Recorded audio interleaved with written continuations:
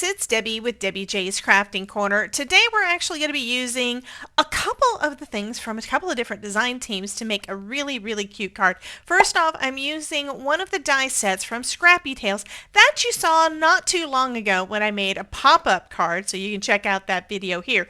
This time though, yeah, I decided that because those little bookcases have a little light up at the top, I am going to make this a light up card. So I have cut out all of the pieces to create one of the bookshelves, and I'm putting everything together with some different colors. And again, I'm using the pretty gold for the lamp and all of the things. So that is the main part of this card. So I am putting all of that stuff together, and then we're going to put it onto a card panel to make this light up.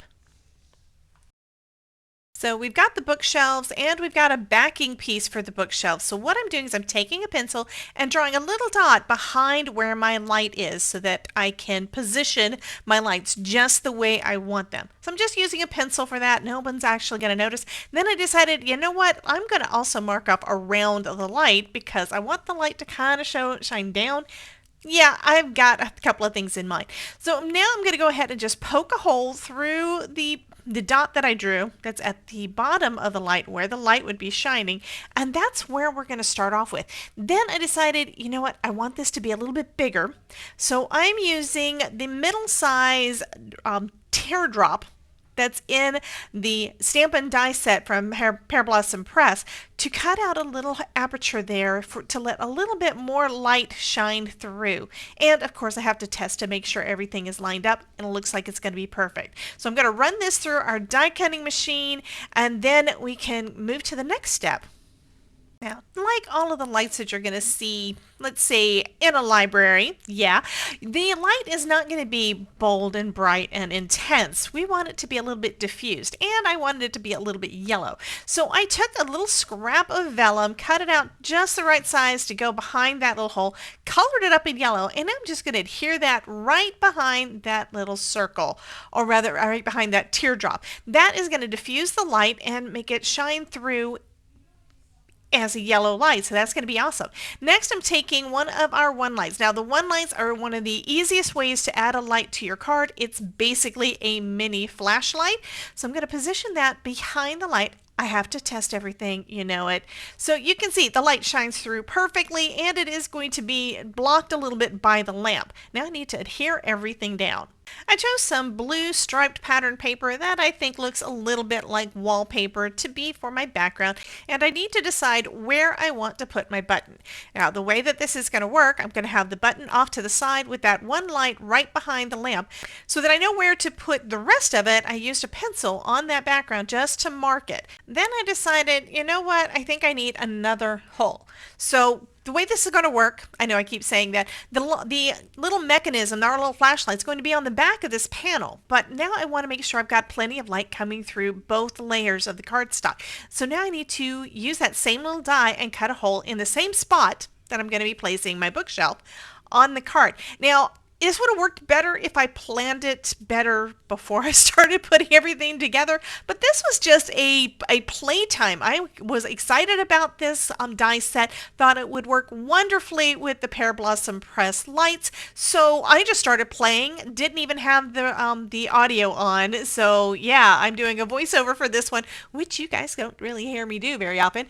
I'm just going to go ahead and cut a hole there, and you know what? If it's in the wrong place, that's okay because I can shift my little bookcase over so it's going to be a perfect fit.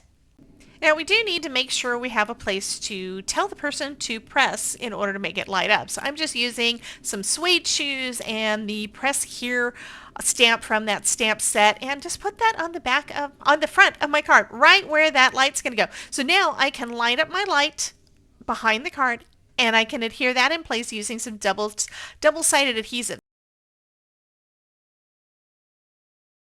Now that I know that I've got the light right where I want it, I'm going to trim around the edges of my panel so it'll leave a little white border of my card base when I put everything in place. Next, I'm taking the Pear Blossom Press World's Greatest Foam Tape.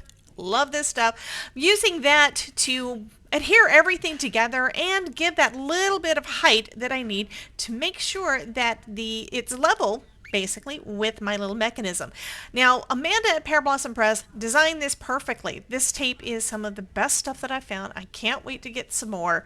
Yeah, you guys can see I use it quite a bit. First off, it is double thick, so it is the perfect height for our little mechanism here.